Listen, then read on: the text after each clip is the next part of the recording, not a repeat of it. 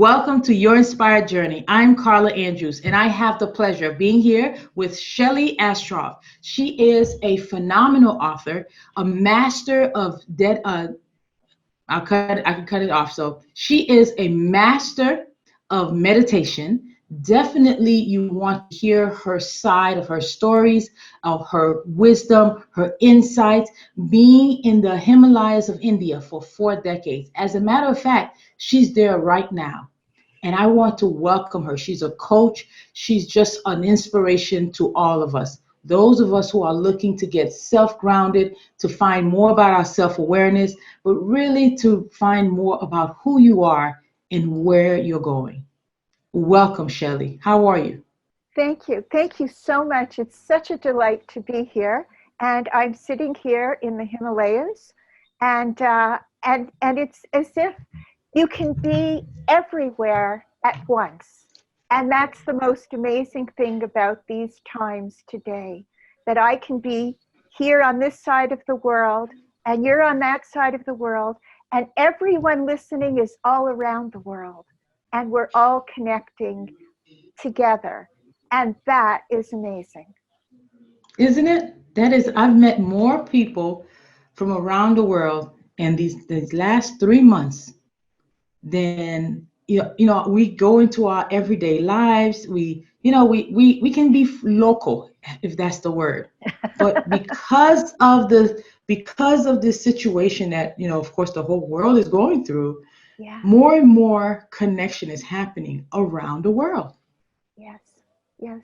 It's almost as if it's a bit of a blessing because we have to see that whatever comes, we can find the gift in it.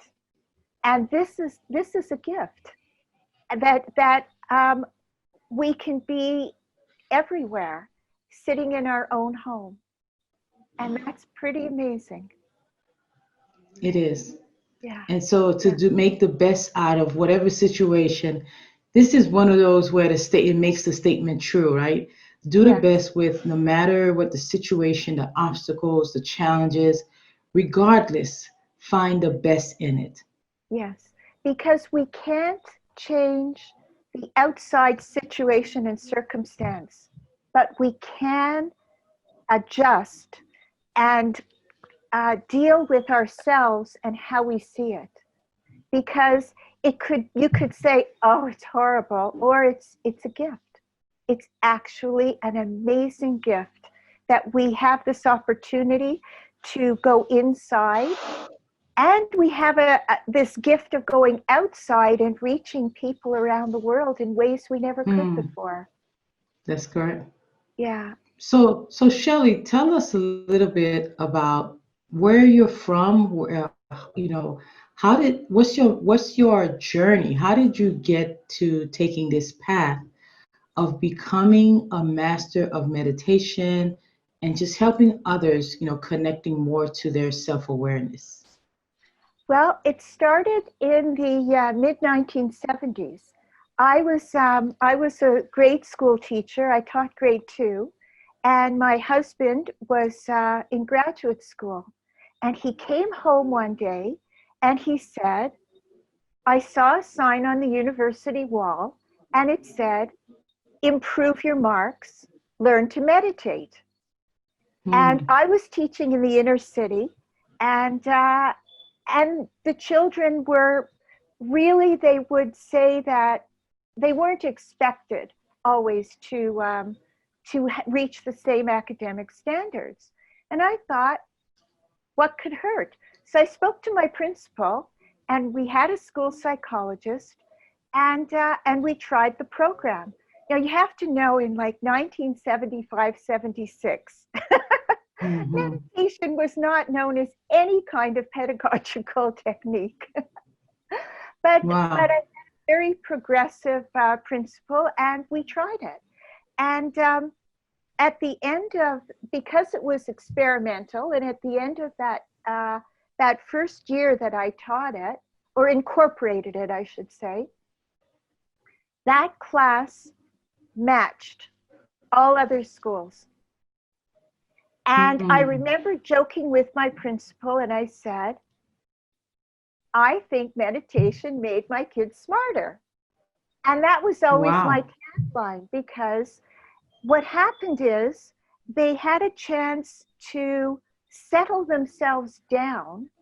And um, when they attended their work, it really went in because they were calmer. And Mm. I was doing that for many years as I was teaching. And I went to graduate school myself, and I um, got a Master of Education.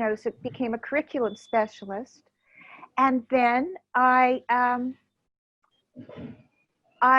met a group who was meditating, and I went and I saw a photo of Mhm. their teacher, who would be my teacher. Mhm. And I remember I stood there the first time I saw this photograph, and I was absolutely mesmerized by it. And I felt like my whole being went calm and quiet. And I felt like I saw my real home, Mm. that I was home. It was some feelings I had had when I was a child. It was something. It was like being in my grandmother's lap. It was just Wow. That's a way to something. describe it. Yeah, grandma's at best. and I actually, it took time, but I came to India with my son. My husband came and went, um, and and it changed the course of my life, because in that moment I knew that that was the purpose of my life.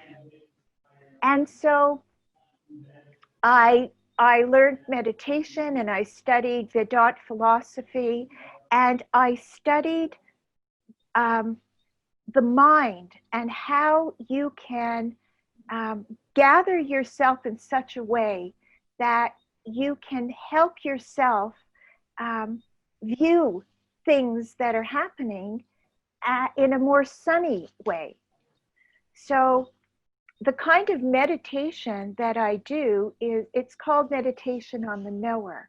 And the knower is really, it's your inner self. It's your authentic being. And so the difference between your mind and the self is that your mind is always changing, and your self that watches it is never changing. So if you just think for a moment about when you were a little child, and then you were a baby, and then a child, and then you grew up a little more, and then you became a teenager and an adult, and all that happened to you in your life. Now, when you think back, or if somebody shows you a picture of yourself when you were 2 or 3 years old, your body's not the same. Certainly your mind is not the same. Mhm. Your situation's not the same. Your interests aren't the same. But what is it inside you that, without a shadow of a doubt, you know that's you? That is your authentic self. That's always there. It's no, What it what a doesn't way change. that yeah, so sorry about that, but what a way you explain that is that you can look at a picture of yourself when you're two and Yeah, know that it was you. yeah. It's not anybody else. You know it's you. Mm-hmm. And that you that was in that inhabited that 2 year old body, that's not there anymore. It didn't go anywhere, it transformed. But that you didn't transform, that you stayed the same. That you that's there is always there. And that's where you can get your power and your faith and your, because you're watching all that changes, and you can pause and decide. like I like saying how the mind, it's more like an instrument, and it's like a camera. And like on your cell phone you have a camera, and it can take a video. Mm-hmm. Mm-hmm. And the thing about a camera is that wherever you point and shoot, it's exactly like what you're seeing. But the thing about the camera is it can't know beyond itself. The camera can't know the photographer. It can't know the one taking the picture because it's an instrument. It's a believable instrument, but it's still an instrument. And the mind is like that. It takes all its gatherings from the senses and the situations and the circumstances and your friends and your family. But the one who decides where to look, that is you. That's the real you inside of you. So Mm-hmm. when we see It's circumstances that happen it's that might be mm-hmm. unsavory, we actually, instead of trying to change the mind, we can actually change the vision because we're coming from ourself, not from our Mm. mind. So it's almost we're seeing it as the person behind the mind. You know, the mind is like as Exactly. if we take the mind and shape it into a camera, and wherever it sees or whatever it's experiencing or feeling or whatever emotion is coming through it, where how the mind sees it, but there's the person Yeah. behind Yeah. our soul, our spirit behind the Yeah. mind. Exactly. And the way Mm-hmm. that you meet that or you unfold that is through, I mean, it initially is through meditation because when you close your eyes and you let all your senses just calm down. And often when you start meditating, your mind's whirling a little bit, even though your eyes are closed, it's seeing memories of things, but you just let it calm down and watch.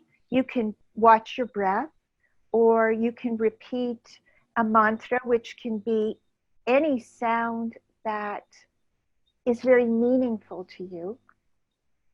But Mm. eventually the mind and the senses, they calm down. And then you, instead of paying attention to all the fuss that's going on, you pay attention to who's watching it. The one Mm-hmm. watching never changes. And where you're coming from, Mm. that is your intelligence. It's bliss. It's your delight. It's full of your well-being. And so as your mind sits there quietly, I mean, your mind and senses aren't going anywhere. They're just quiet. Mm-hmm. But Mm-hmm. when you open your eyes again, it has had, because the mind is influenced by what it experiences and sees, it has now experienced the joy and delight. Mm. So what it sees becomes more joyful and more delightful. So it's not that you have to Mm. meditate for long periods. It's that if you tune into that amazingness about yourself, that's what you'll see. Wow. And it's almost as if if I was taking the analogy of the camera, right? And say the camera is on a tripod, but a person is behind the camera. You're turning the camera off so you can recognize the tripod, Exactly. the stem. So you're observing other areas. So let's say if there was a nick or a cut on the tripod, or Yeah. just a scratch on the tripod, you can finally see it because instead of just observing through the lens of the camera, now you're paying attention to the tripod. You're paying attention to other areas within yourself. Exactly. And when you Hmm. see that, then you can polish up the tripod, which you never would have Mm-hmm. known why you were always leaning to one side. I Mm-hmm. mean, it really works for your own benefit because who you are is your own well being. And when you're Mm. becoming that, then everyone around you sees that and they become that because that attraction is there. Wow. Yeah. I mean, it's a whole different perspective. You hear in so many different ways of what meditation is.